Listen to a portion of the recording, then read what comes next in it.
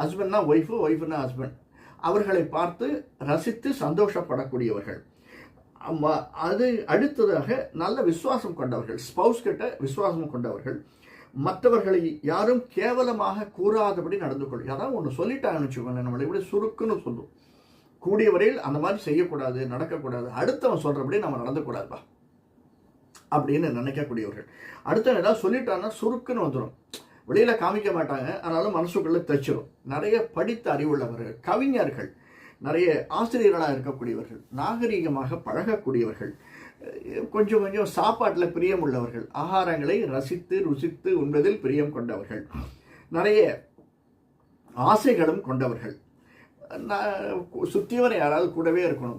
பந்துக்கள், நண்பர்கள், மித்திரர், அதாவது உறவினர்கள், இவங்கெல்லாம் யாராவது கூடவே இருக்கணும் அப்படின்னு ஆசைப்படக்கூடியவர்கள்.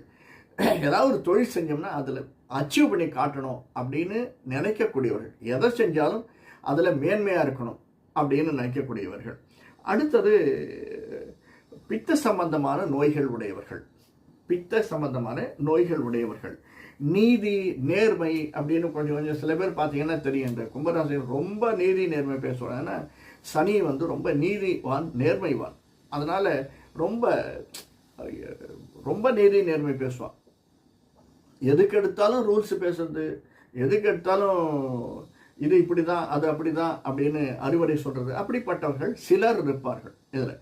இது பேசிக்காக உத்திரட்டாதி நட்சத்திரத்திற்கு, புரட்டாதி நட்சத்திரத்திற்கு உள்ள தன்மைகள். இந்த தன்மைகள் அப்படின்னு பார்க்கச்சே நம்மளுக்கு நம்முடைய முன்னோர்கள் ஈக்குவேட் பண்ணி வச்சுருக்காங்க. அதாவது நம்ம முதலே சொன்ன புரட்டாதினா குருவனுடைய கால் இருக்கிறது, சனியனுடைய வீடு, இப்படியெல்லாம் இருக்கிறதுனால ஈக்குவேஷன் அதிகமாக இருக்குது. என்ன ஈக்குவேஷன்?